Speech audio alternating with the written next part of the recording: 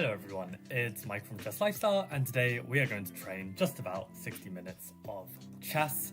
And yeah, we're gonna do a mix of having a look at my league match, which I played on Monday, as well as doing some Woodpecker grind as always. And if you remember, if you did watch the last stream, I basically got every Woodpecker method exercise wrong, and I guess this was my first classical game that I was playing while working, right? Like compared to my tournaments in the summer where I was basically just playing chess and not needing to concern myself with literally anything else. But yeah, this was my first game, dealing with everyday life plus chess. So I think my headspace wasn't good going into the game. And actually something that was quite funny was I literally turned up to the league match, and as I opened the door to, the venue, I realized that this is actually my first impression for my teammates for the entire year. And it hadn't crossed my mind at all. That's how focused I was on making sure that I play a good game. So I probably left a terrible first impression, but whatever. And yeah, I got on with my game, which we're going to look at today. And yeah, I realized, you'll see, I thought it was only 6-7 moves in, but it's actually 10 moves in. 10 moves in, I almost blunder a rook from the opening. And after that, I was like, okay, Michael, you need to get your shit together and compose yourself. And whenever you're in a bad situation, whether it be in chess or whether it be in life, you must play dynamically. So I got myself a beer. And after getting myself a beer, this changed things up a bit and maybe gave me a bit of confidence, maybe helped me relax a bit. And then we had an interesting game, and I definitely felt like I was on the front foot for most of it. I then let it slip. Then it got very, very messy. Especially, there's probably one moment in the game which I think was the biggest sin of all, which was just extremely careless. Maybe that was the effect of a beer as well. But in the end, I managed to get the W. So I'm very, very happy to, start my debut with the John Littlewood team with a win against a decent player, 170 old money ECF rated player.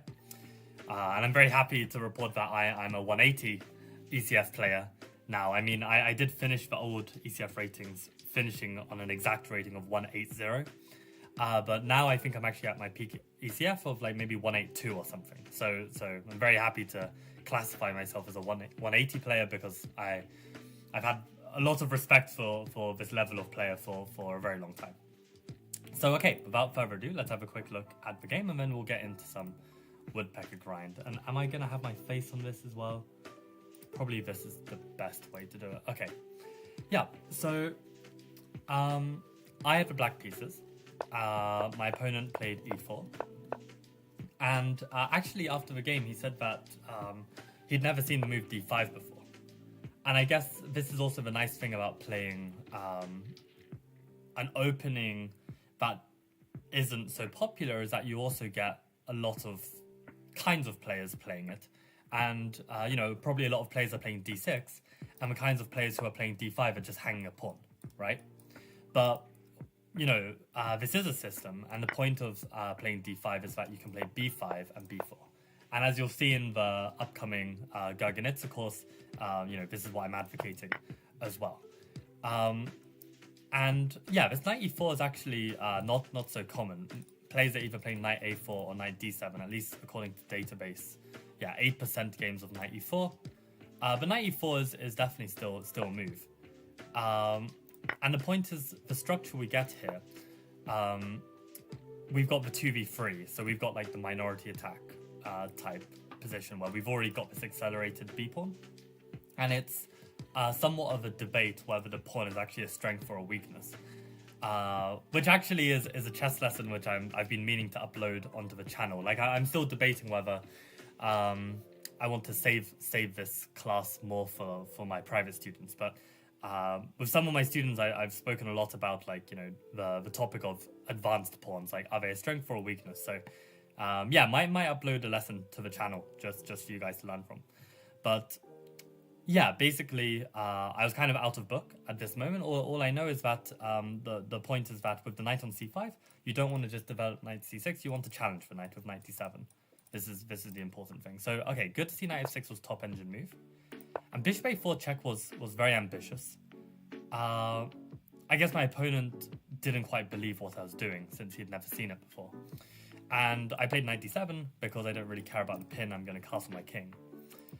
And this is where I almost blundered a rook, because I thought in this position, had my opponent just developed bishop f4, I would have just castled, and I would have completely missed that bishop c6 is in the position. Welcome, Prabhat, to the stream. Prabhat says, I'll be watching as I'm too tired to do much else. Just saved a king versus king bishop knight ending, which I just about managed to achieve. Amazing. Would you say that you put up the best defense possible, or was your opponent also flailing in the attack? Yeah, did you reach like move 50, like one move before checkmate kind of deal? What ended up happening? But yeah, awesome to hear, and yeah, hope your tournament is going well if you're playing a tournament. Yeah, so it turns out that actually, yeah, this was the motif that I missed, and I was like, oh my god, Michael, you better wake yourself up, and that's when I got my beer. But it turns out that actually bishop f4, castles is actually the top move, and bishop c6, I'm just better after knight c5, which is quite unbelievable. Because I'm literally down an exchange. But I didn't actually analyze this. Like knight e6. I guess the point is the bishop is just going to get stuck. Like let's say bishop. Where's the safest place for this bishop? Okay, let's just go bishop e3. It's a bit passive, but let's assume that white wants to just get the bishop out and be happy. Yeah, and it looks like they're just not going to be able to. Like queen b6 and bishop d7, and the bishop's actually trapped. Yeah. I'll just write this. The bishop on a8 is trapped. So this is very good to know. Like if I get this position again, I can literally just play this, and if they play bishop f4, I can literally castle and not worry about my rook getting trapped. And I think also if I castle then and they take on d7 first, I think I can take back with the bishop, and then you know, there's no trap because I've got rook c8, and also okay, my bishop's even covering the square, so this is completely fine. Yeah, so it turns out actually I wasn't you know, blundering an exchange. And he played bishop c6 immediately, and he was playing this very quickly, and I was just thinking, well, I've got to trust my openings that I'm not busted here, so I just played rook b8. And now I'm just better, because the thing is, he's gone all in with these pieces, and he hasn't achieved anything. So now I just have a slight lead in development. He's even trading off his aggressive pieces because they're actually kind of vulnerable, and yeah, I just have an advantage here because I've got the better pawn structure. I've traded off two of the potential attackers on my king. He's also wasted a lot of tempi with those moves, so I'm just better. Engine says it's like minus 0.1, but it feels better than that. But here perhaps, I mean, yeah, I mean, Engine's even changing to zeros, and perhaps I didn't find the most precise way to play here. I mean, I think queen c7 is fine to try and prevent bishop f4. Had my opponent played bishop f4 one move earlier, what is Engine suggesting me to play? Basically anything is fine. Yeah, I mean, maybe bishop f4 sooner was better than to allow me to play queen c7, because I felt like the queen is useful here as well. Prabhat says, absolutely, I made one very bad move early on and defended despite some strong play. I just about managed to get into this ending. Okay, pretty sure I didn't know how to win. I see.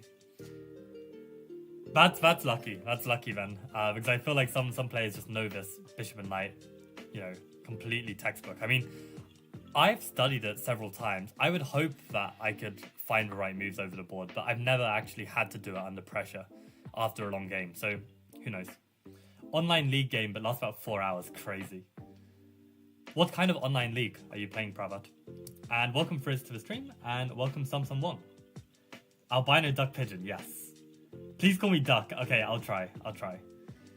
Road to GM day, I don't know. Definitely not for me, maybe for you. But okay, let's keep going. So A3, And here I played a5 because this keeps my structure better than if I were to take and he takes back with the rook. So played bishop g5. Yeah, and I just went e6 here because I actually felt like this was a move I wanted to play. I realized my dark squares are weaker, but I thought it's so solid and I'll just play on the queen side. Interesting that engine is giving some other ideas. What if they take with the rook though? Oh, now the bishop is gone. Okay. I didn't even consider this. Because I mean, in this position, I'm pretty sure that if I were to take, rook takes is top engine move, right? Okay. Okay, so I missed this actually.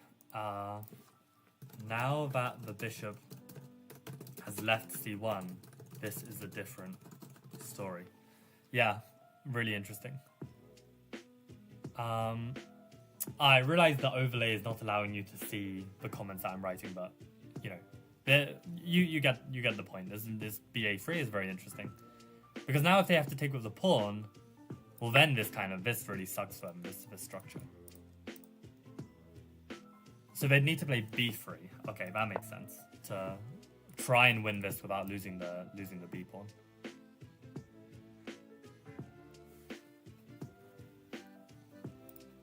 Okay, I'll just put this, and I'll just put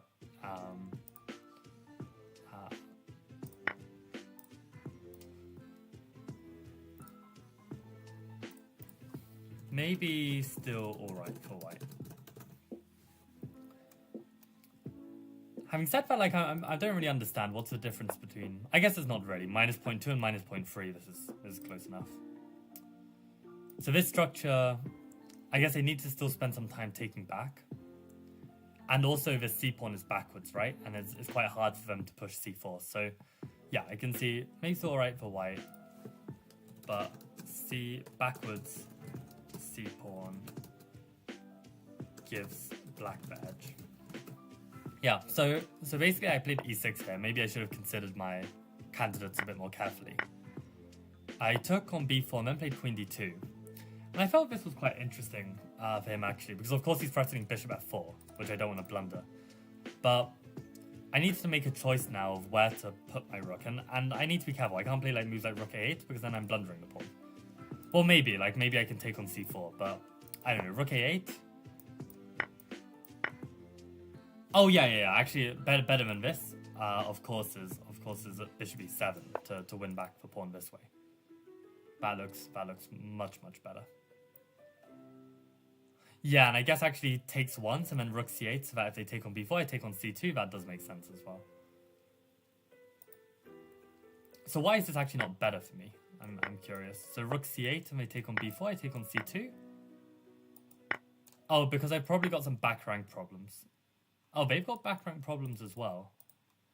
Bishop c3, wow, and this is actually better for white. Almost a lot better for white, unless I find bishop h6. So what's so significant about that? Why can't I just play h6 or something? We just play king f1 and they're just much better. This makes sense to you guys. Oh, my rook is trapped, that's why. King f1 and knight e1 is trapping the rook. Wow, okay. Okay, yeah, this is quite a strange one, wow. Okay, black must be careful not to get their rook trapped.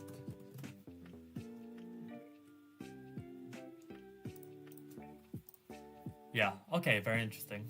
So I played rook b7, which I think was fine. Rook a4 was played, and I went b3 because I felt that if he went c3, which is what I was expecting, I could play knight b6 and bring the knight to c4. And I wasn't sure if this was actually enough for me because I felt that he could just try and hold with bishop c1 and then play with the rest of his pieces. But yeah, okay, let's say I play this rook a8 and let's say he tries to challenge my knight, right? Okay, I come in. Why am I not just losing a pawn here?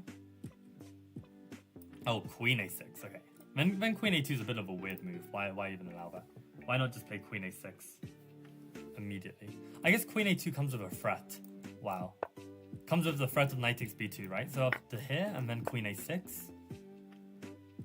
And this structure is just good, huh? Like, let's say rook d1. Oh, and now we take with the pawn. If you take with the queen... Yeah, maybe there's just not enough. Wait. So they don't trade. If they trade, then it's actually good for us.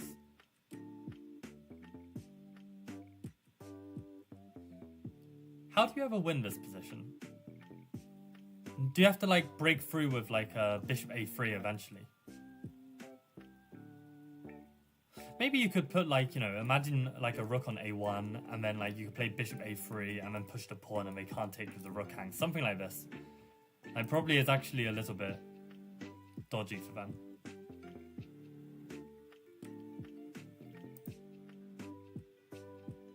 But yeah, I wish I understood this structural changes a bit better.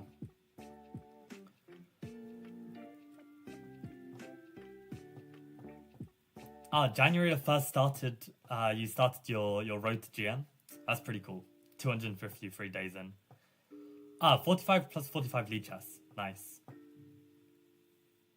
Okay, over the board tournament at the end of the month. Amazing. Best of luck. Actually, where in the world are you, Prabhat?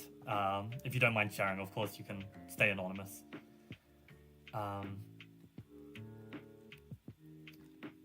So Duck is saying school is annoying. Openings and tactics calculation. Yep, that sounds good. Okay, you have to go? Okay, no worries, Duck. Thanks for tuning in. Yeah, so do I completely understand this imbalance? I mean, this was what I was trying to understand, like if they can trade off my knight. Yeah, so interesting that I've got queen a6 potentially to take back with the queen.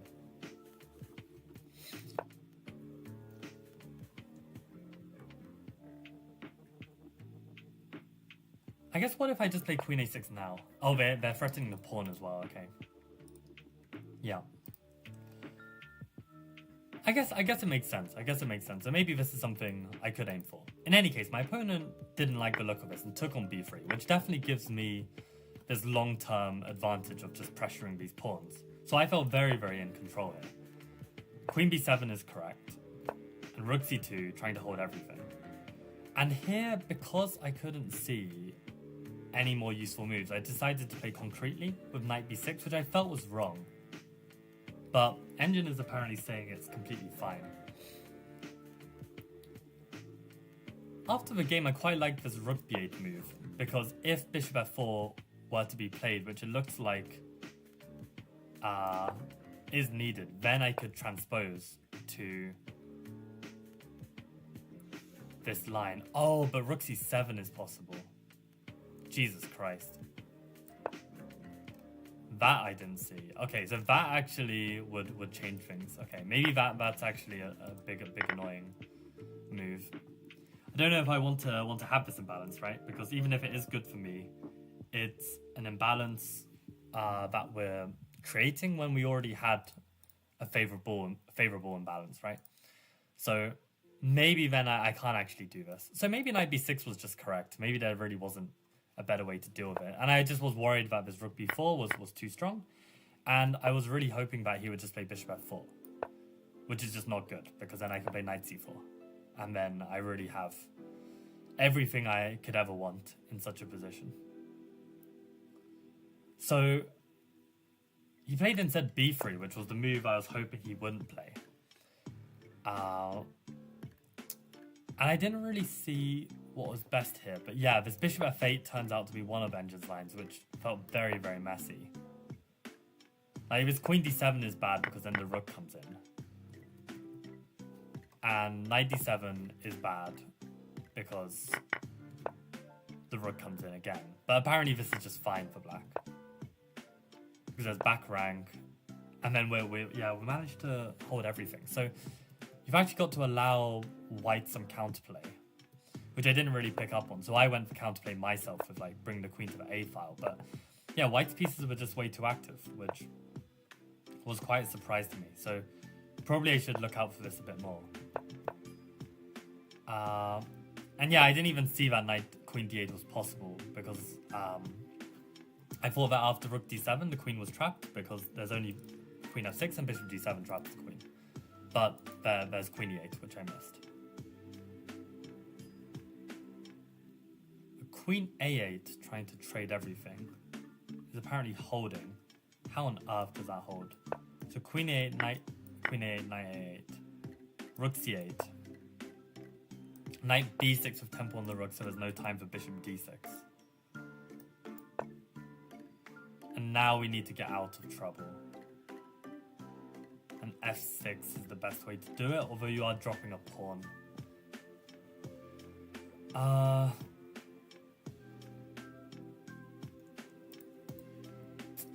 Yeah.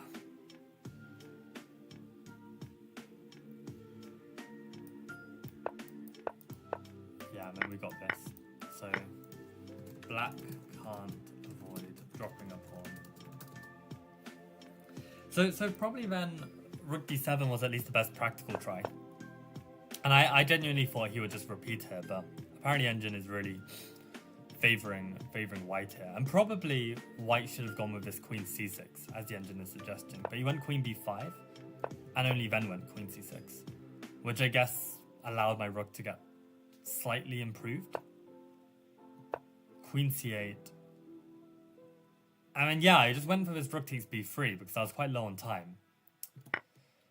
And my opponent messed up here because, and this is where like the Woodpecker training does pay off, because you know when he played this move, I had kind of anticipated that it was a mistake, which is bishop takes h6. And the point is that yeah, it looks like I cannot take this bishop due to this pin, but the point is that I can throw in rook b8, and if this queen were to move somewhere else, then I can just take this bishop, right? There's no more pin. But in the game, my opponent played this move rook c7 very quickly, when actually this was critical, and what my opponent had completely missed was that I have queen a1 check here. And the point being is that yeah, if he blocks with rook c1, when I take the queen and he takes the queen, I can just take the bishop at the end. So I go a piece up. So this is what he missed, which is a pretty shocking miss given he had the time on the clock. But I think he just got too obsessed with trying to flag me, right? Because I was really low on time at this moment. And this is also the problem of like playing critical positions on intuition. Like you need to calculate this. And it turns out queen c7 would have been a better try. And after rook b1, it does look good, right? Because after rook blocks, well, firstly then I take the queen. So I should put that as a line as well.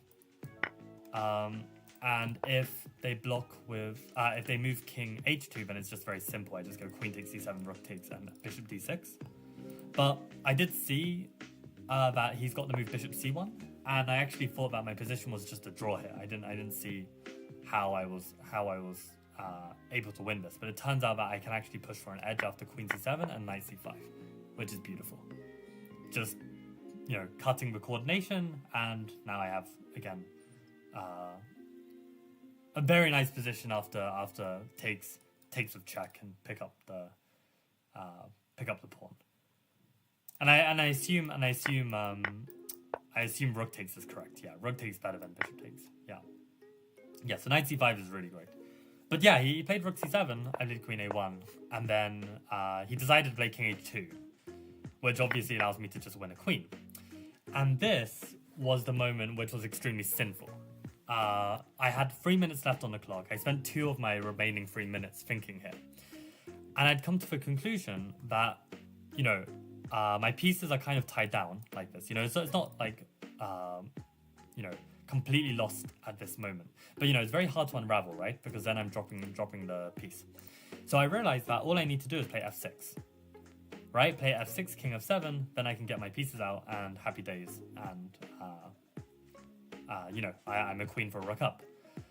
But then I suddenly had this urge to play the move queen a6 because my logic was, well, you can't go here or here. And if he goes to e8, then I can go f6 and king f7 where I hit the rook. And I felt like, for whatever reason, that was it. That was it. And I completely missed that rook d8 is actually coming with tempo, which means that when I defend it in some way and then try and play f6, king f7, king e7, whatever, they've already got knight e5. And actually, I'm not in control anymore. And in this position, my opponent said after the game that had I played queen b6 here, he would just resign because there's a very cute point that on rook takes, bishop takes, and, it's basically over for him. But I missed queen b6. I played queen b7 instead, which then allows knight e5, the one move I was hoping he wouldn't play. And, I can't take it because then I'm losing this bishop. Although that turns out to be the best move in this position. And the point is, if they take here, well, then I can defend. And I think probably I looked at this and I calculated, what happens if I do this kind of thing and enter this endgame.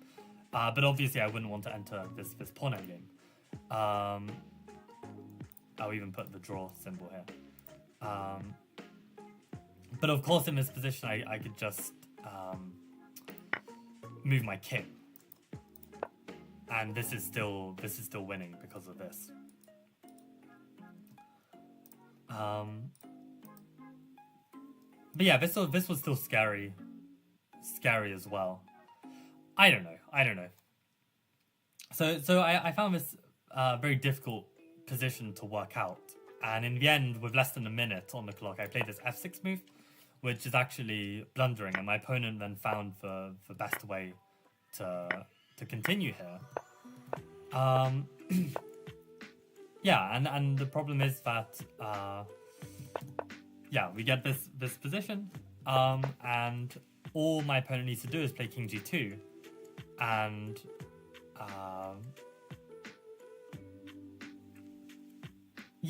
like when we were analyzing the game, we were thinking like, okay, maybe this is still better for me because I can play queen e2. But the issue is that there is one super nice move for white, which is h5. And the problem is that if I take it, they can play knight f4 with tempo and then take the e6 pawn, and then my structure is ruined. Then they've actually got a very, very harmonious position. And Engine is even saying white is slightly better. But yeah, this is something again that needs calculating, and my opponent, it was really clear that he's really operating on intuition as a player, and I think because he was still trying to rush me because I was literally playing on 15-second increment, he just went with the flow with h5, which of course is just a really shocking move. And when I took on f2, he just was shaking his head. And yeah, now it's just over. And the nice thing as well is like g4, which looks quite nice, is just met by this quiet move, queen g2, and there's checkmate threat. So yeah, basically after queen g5, he just resigned, which to me was crazy. But not crazy that he resigned, but crazy that he had like 40 minutes on the clock, and I had like increment. Like there's so many places, like there's h5 for instance, or even playing for queen c7 instead of rook c7. I mean, these are decisions at this level you have to make, right? But I mean, I can almost see myself in some of these moves, like an old self that wasn't calculating, just playing on vibes and then being surprised when my vibes don't work out. But you can't play like this in classical if you want to win. So yeah, I think overall, probably the biggest sin for me was not playing f6 in this position. I mean, with queen a6 is of course it's good to consider, and if it is like a slight finesse and improvement, then you should play it. But when you have 3 minutes on the clock and you're down to 1 minute, and then you decide to play queen a6. This is ridiculous. This is like really poor decision making. So I'd say this was the biggest mistake, even though it's engine's top move, minus 4.5. But I think it's completely wrong. Oh, and that's so funny. I can even just play f6 still, because they can't take my rook because I take their bishop. And for some reason, I couldn't see that. I think I just completely panicked because I had less than a minute on the clock. But this is what I mean. I can't even see basic tactics when I'm in a state of panic and low on time. So this is why it's so important that you stay ahead on the clock. And this is why in my classical games, it went so well in the summer, because I think I only had 1 time scramble in 1 game. The rest of the time I was pretty healthy on the clock. So yeah, that's crazy that I missed this. Still completely playable.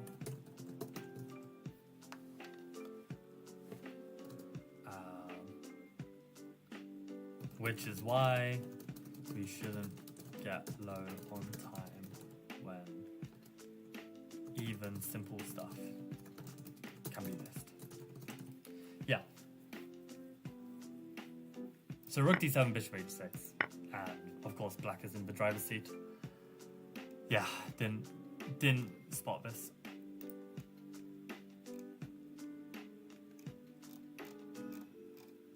But yeah, on the whole, like a decent game, and maybe actually my decision to play knight b6, which I was kind of unhappy with earlier, and maybe it's fine actually, because I need to make a decision, and these are also slightly faster games than what I'm used to. It's like this 75 minutes plus 15 seconds a move, so it's actually a lot faster than normal classical. So I can't piss around too much. And yeah, actually this rook b8 idea. I'll just write here, just so you guys can see. If white can deviate, then perhaps 22 rook b8 is not so strong. So yeah, maybe this queen knight b6, and I'll just put note. Given the time control, forcing matters with knight b6 may have been correct, given there really wasn't many other useful moves to be played. So yeah, interesting to note. So okay, I learned some new things there by reviewing the game once more. And yeah, I hope you guys learned something too. But very happy to get my first win of the season.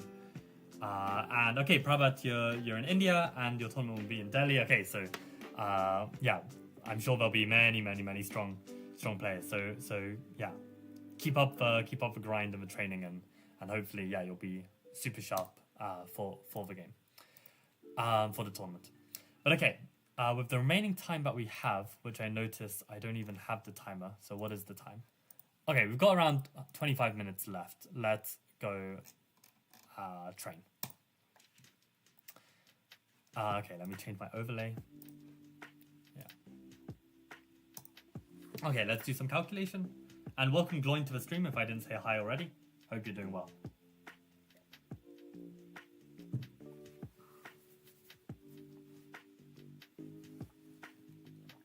Okay, Smyslov against Schmidt. We've got queen, rook, rook, bishop against queen, rook, rook, knight. We've got 1, 2, 3, 4 against 4.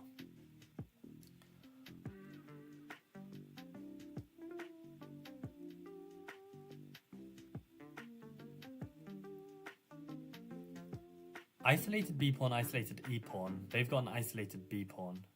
Got bishop against knight. What else is that to note? Queen is the only protector of this rook, which has some X-ray pressure. Rook is loose, knight is defended by rook. Bishop X-ray pressure here, pressure on f6. Maybe we've got some X-rays to these empty squares.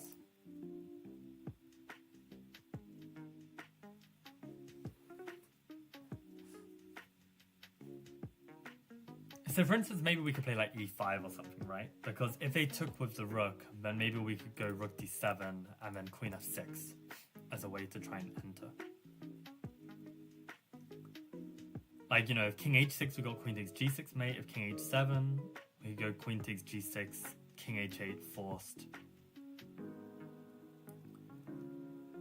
Then perhaps it's not so clear. I don't know. But okay, this is a candidate as well. So, what candidates do we have? We've got queen takes f6.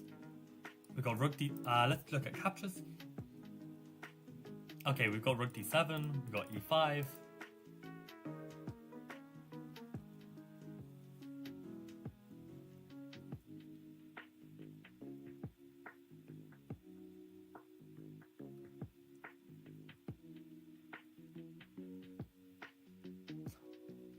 Okay.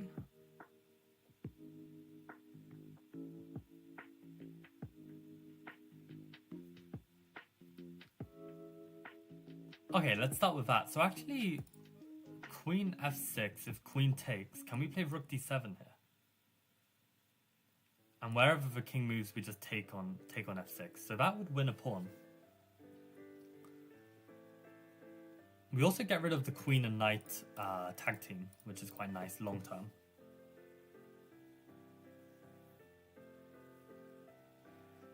I mean, winning a pawn looks pretty good, to be honest. Let's just check if we don't have something even stronger. So rook d7, if queen takes, you take on f6. King h7.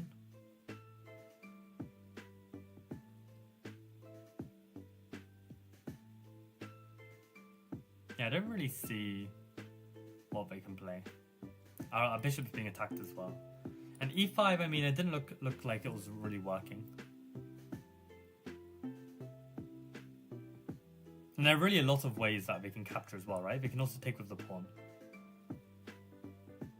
So I think this queen f6 is just enough. Okay, very nice. A pawn and an ongoing attack should be enough to win. Okay, we'll take that. Nice. Let's move on.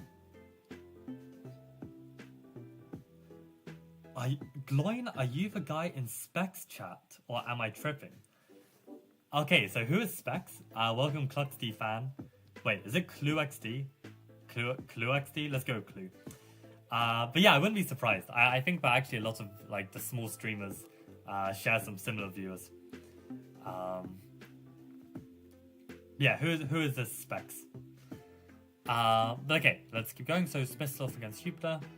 White to play. So we've got queen, rook, rook, bishop, bishop, knight against queen, rook, rook, bishop, bishop, knight. Got 1, 2, 3, 4 against 4. We have bishop pair. We have bishop pair, obviously. Knights are both on sticky squares. Rook is defended by bishop. Queen is defending rook. Queen is on this diagonal, which looks strong. Queen is on line of king. Bishop, queen pressure. Knight potential check. Bishop potential diagonal. X-ray on the rook. X-ray on the rook. Okay. So with all of that in mind, what candidate moves do we have? I feel like we have a bunch. Okay, queen takes check would be one. What captures? We could take on h7. Take on a7. What about checks, captures, and then threats? So what about threats? We could go bishop e4. Oh, I can't do arrows today. Bishop e4.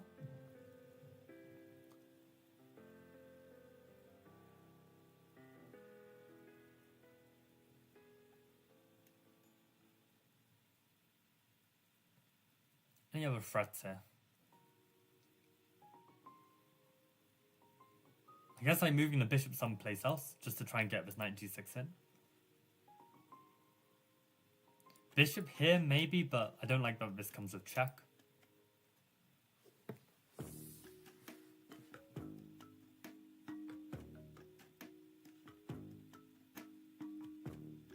Okay, so let's begin calculating. So, okay, this is our only check. This looks really dodgy because bishop takes. So, okay, what about captures? I like the idea of bishop h7 because if they take back with the bishop, then we can go knight g6. And wherever the king moves, we can take on e5. Which looks good given their king is weakened and we still have this bishop. And we want a pawn. But what if they take with the rook? Well, then we can still go knight g6. King g7.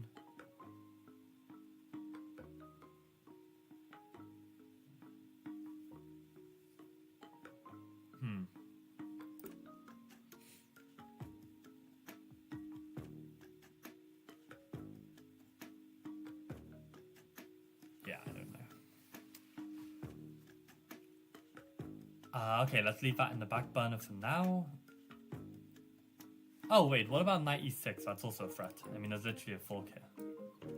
And if they take with the bishop, okay, that's not checkmate because there's a rook. Yeah, this would be my worst nightmare to have this kind of position. There's so much going on.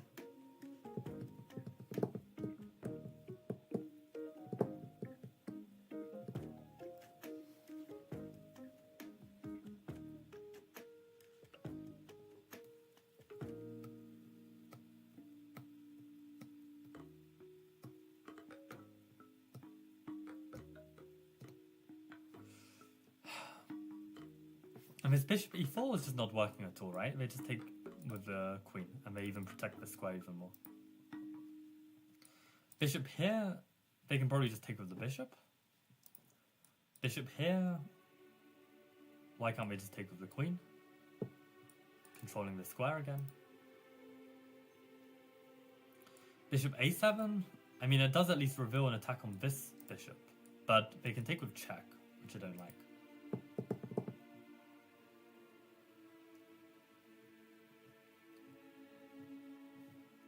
I feel like it's gotta be this. Rook takes, and then we've got some fancy follow-up. Knight g6, king g7. Imagine if the move is just queen g4.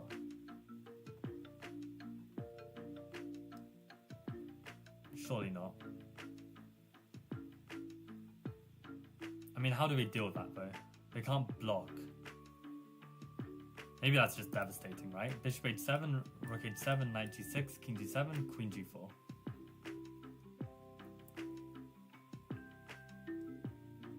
So okay, let's say they play like rook f7 or something to try and run to f8. Well, at the very least, we can take this bishop, right? So that looks good. So okay, hold on. If we give check and then queen g4, then what if they move the bishop? That's probably the only critical move then. Let's say we go bishop f6. Can we move the knight somewhere with devastating effect? Are we not attacking this rook as well? I've just noticed that we're attacking the rook. Is that actually a thing? Knight here, and then here. And now that the queen is safe, the rook is attacked too. And the bishop is attacked by two different pieces. So I think that's just completely winning then, queen g4. Surely there's no way that black defends both. Especially given there's a discovered check. I think no, that's just winning. Okay, they actually took that way. And queen g4. Oh yeah, alternative. That's a classic Woodpecker alternative situation. Really feels completely winning, queen g4. Oh, maybe it's to take here. Could it be? And then they take here, and then I take here. And they can't take here because of taking here. Like, we would be an exchange up. And that comes with check, so there's no time to take on b2. So probably it's just that. I mean... Oh, okay. Queen d7 I saw, but I saw king takes g6. And I didn't think there was a follow-up here. So what's the follow-up after queen d7 and king takes g6? I'm glad queen g4 also wins. Bishop f8 doesn't, apparently. Less clear, even though it should be winning. Okay, so I think that's fair. Like, I felt like rook f8 was a worse version than queen g4. Queen g4 is just completely winning. But queen d7, king takes g6, and what did I miss?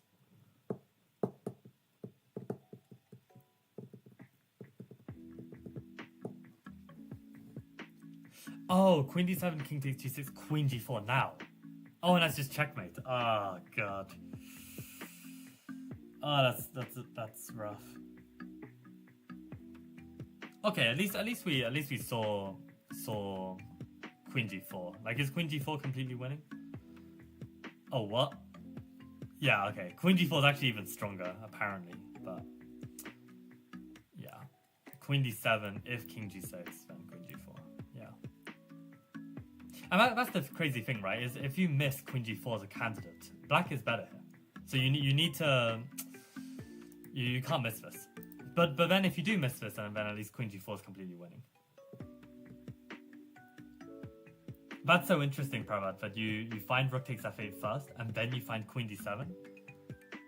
But you don't see queen g4 first. I don't know, maybe it's just different schools of chess. Oh, I just did the wrong move again, but... Okay, and they actually blocked rook f7. But now probably we can just take him and take on e5, and we're just much better.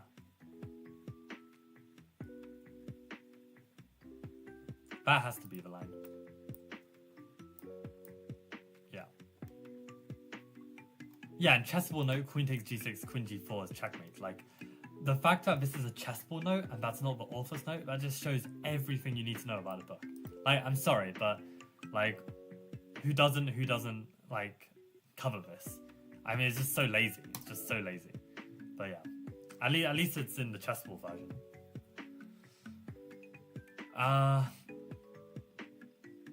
It's like, imagine if I published C3 Venom and I was just like publishing it for the idea of playing C3, and I write like one introduction based on why I think C3 is great, and then all my theoretical lines are just garbage because I haven't put any effort into it. Like, I mean, this is literally like how this book is getting away with it. It's like, oh, we have this quirky idea, this Woodpecker method, and then using the idea alone to sell when the actual material is crap. It's actually wild. It's actually wild. And yeah, here we are still doing it. So, just crazy. Just crazy. Okay, Smistov against Sosunoko. I just made up his name longer, but we'll go with that. How much time do I have? 11 minutes. Okay. Queen, rook, bishop, bishop against queen, rook, bishop, knight.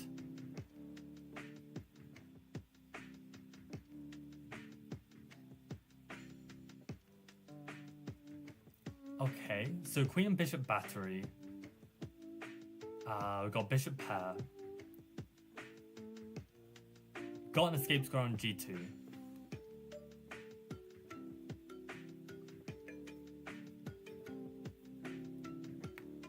We've got this x-ray pressure against the king and the bishop's pin. We've got x-ray pressure on g7. This is loose, this is loose. This is an escape square, but it looks very dodgy. So, okay. This would be the typical kind of Michael position to reach a few years ago, where I'd then fluff up the checkmate. Like, I'd reach this position and then I wouldn't be able to find the knockout. So let's actually find the knockout. So, what candidate moves do we have? We have our checks, right? We have rook takes f8. What about our captures? We can take on f6, we can take on c3. And what about our threats? Bishop here is a threat because it hits the rook, and maybe there's some dicey stuff. So maybe this is a threat. Bishop d5 is a threat, even if it's garbage.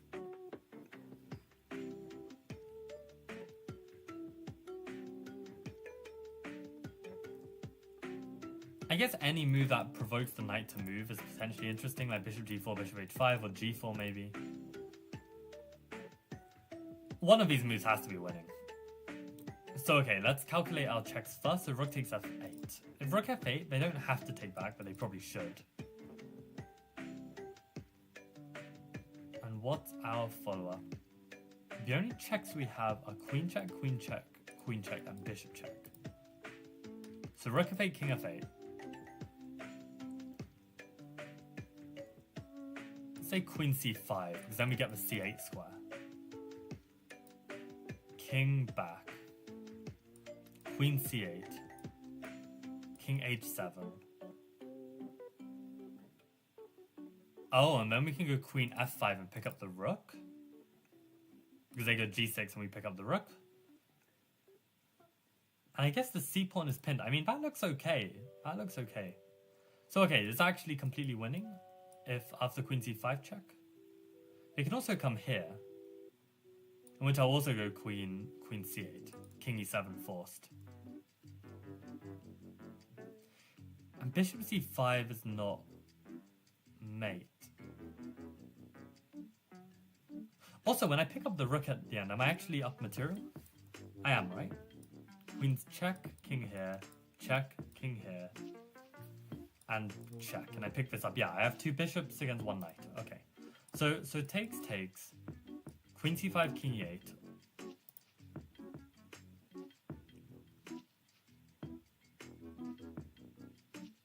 I could either go bishop c6 or I could bring the queen down, queen c8. Maybe bishop c6 looks better actually. Bishop c6, they can either play knight d7 or they can play king d8. If king d8, I can go...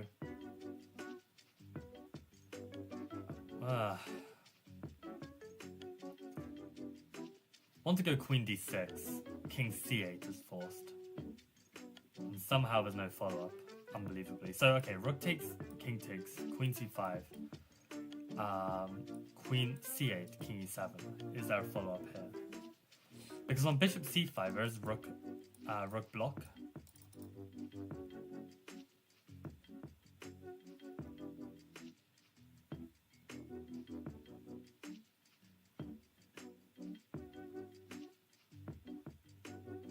Maybe I don't know. It's getting a bit messy. So before we tunnel vision any further, let's just see if there's any other lines that win. But it is promising, this rook takes f8.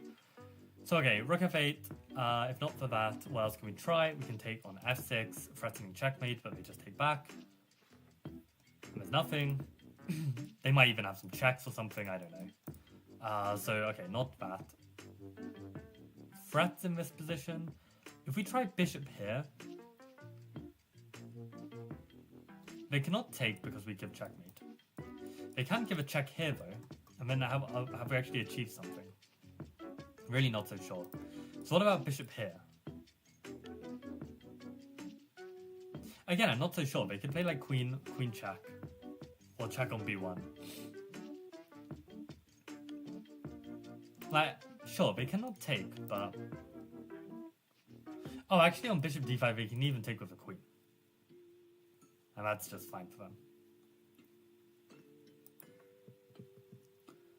And then bishop g4, bishop h5, I don't think it comes with a threat. They just ignore it. So it really makes me feel like this bishop f8 is the best try. King takes f8. Are there any alternatives except for queen c5? What about bishop c5? King back to g8? Yeah, I don't really see it. So rook f8, king f8. Yeah, I don't really see it. Queen down anywhere doesn't really work. So it must be like rook takes f8, king f8, queen c5.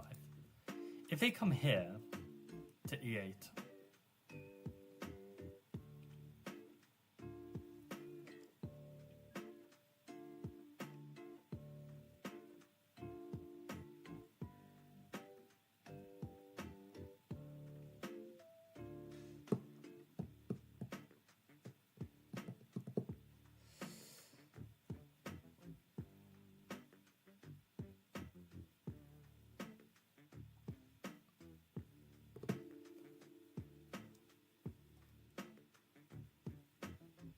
yeah, to be honest, I don't actually see the knockout blow. I mean, the best I've got is this queen c8, king e7, bishop c5, and rook d6 blocks. Which does look very strong. I mean, I could play queen c7 check there, and I pick up the rook. So then I stay material up. So okay, that's winning as well. So, okay, let's just double check this king g8, queen c8, king h7, and then queen f5. I think that's the best idea I've got. Yeah, okay, then we can play this. Maybe I could have played this a bit sooner, but I kind of needed to find out what happens with king e8, which took me some time. But yeah, this looks decisive to me. Nice. And again, shame that Axel Smith doesn't include king e8 as a move. So let's just go analyze it. So king e8, queen c8. Oh, bishop c6 is working as well. I should look into that. Why and how. Bishop c5, rook d6, and queen c7. Yeah, queen c7 plus 6. Best move. That's what you'd like to see. And if instead of this, bishop c6 was actually winning as well. I didn't see the follow-up. Queen a5 only move. Wow. Yeah, I didn't consider queen a5. And even if I had, I'm not sure I would have completely seen it. Oh, wait, we can check down here maybe? If they come c8? Oh no, queen a6. Yeah, this is a much harder checkmate. I mean, you've got to get things absolutely perfect. So queen c8 definitely is the way to go. Okay, very nice. So okay, what are people saying?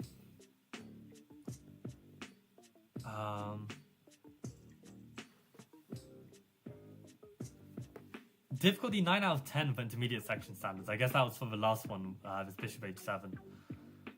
I don't know, it didn't seem that rough to me. I feel like I've had worse ones. But maybe it's also like what mood I'm in, right?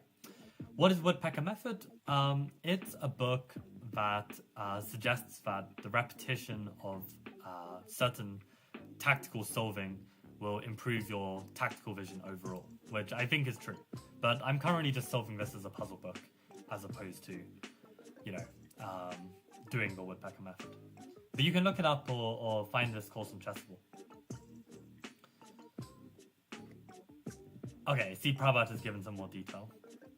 Oh no, dismissal one, this one. I didn't think Rook F8 was so hard. I guess maybe it's a bit unusual to see that the rook hangs at the end, but I mean, if you've evaluated your position correctly and you understand that these pieces are hanging, it's not impossible to spot, I think. Aha, that maneuver is very hard for you to spot. Yeah, I guess it's like not, like, you know, you're looking for checkmate, right? With all these pieces aiming at the king, and in the end you're actually just picking up material. But, yeah, to me, I mean, the checkmating ideas don't come naturally to me, so it's not, it's equally as difficult or easy, however you want to look at it, I think. Okay, let's try and squeeze in one final one then.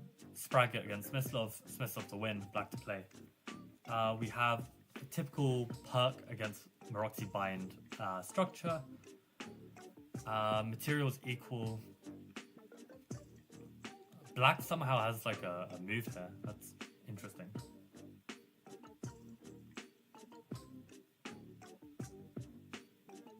I guess it's going to be connected to this idea of like somehow taking on h3, taking on d4, and then giving this fork to win a pawn. But what is the correct move order? Because there's a bunch of different move orders we can try. So bishop h3, if we take it, we win a pawn. So they need to take back. And at this moment, we take a piece. We're up a pawn. They need to take back. Then we give a check, and then we pick this up, and we're up a pawn. So I think that's just very simply winning. And it's no better to take this first, because then they can take back, and maybe when we take on h3, then they can take the knight first. So we give them more options. So this is more forcing. Yeah, just bishop takes h3. White resigned. That's wild. That's just pure fear. Gh3, bishop d4, knight f3. Yeah. Would not hurt to play on with bishop e2. Yeah, it's a pawn. It's not like... I mean, okay, it is a pretty big pawn. Keeping the king safe and controlling that g4 square, but you just fight it on. You just play f4, g4, and you just go all in and hope. Yeah, bishop takes h3 is way too easy. Yeah, bit of a difference between the two. And also welcome Iman to the stream. I think you said one bishop c5. I can't remember if that was a candidate. I don't think that was the answer though, but hopefully you understood it. Want to put the queen on d8, right? Man, you're testing my memory too much of the previous exercise. I don't know. I just saw a forcing way to win material, depending on whether they went king e8 or king c8, so... Oh, sorry, king e8 or king d8 or king f8 is what I mean. Yeah.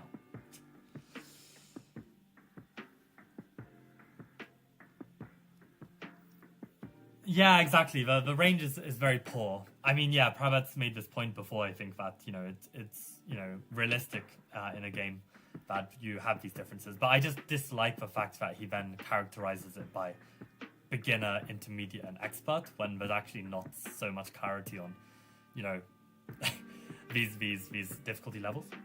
But okay, all in all, pretty good session, which is something that I'm not surprised by nowadays, but at the same time is like something I want to work on in terms of consistency. Because if you compare this stream compared to Monday's stream, I mean, it's a world of difference, right? And unfortunately, I don't really get much say in terms of what Michael shows up, at least on a daily basis. Like for a summer tournament, I can kind of get in the zone a bit better and kind of hit that consistency. But I mean, okay, practice is practice. It's going to pay off. So we will take it. And on that note, I will go enjoy the rest of my day.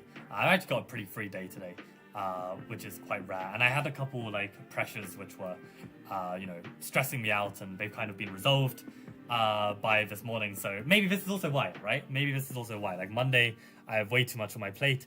Today, I have far less, and that leads me to just being able to play better. And I know this is a big shogi proverb that like, you want to be in the most relaxed state of mind when you play, as opposed to like a stressed one, which these kind of psychological aspects just don't get discussed in chess, which is kind of funny, even at the top level. Yeah, okay, so thank you guys for tuning in. What if the white knight takes f3? What do you mean, what if the white knight takes f3? I think there is no white knight. We're taking it on default and then giving knight f3. I've been doing 2 hours a day of most of this, that's wild. Okay, yeah, keep it up, Pravat. I mean, this kind of hard work pays off, it really does. So keep it going. Yeah, no, the kids can be too greedy sometimes. You just gotta be harsh, Jan. You just gotta tell them, like, no, I'm not giving you any hints. And just remind them that in a real game, you don't get hints. So, you know.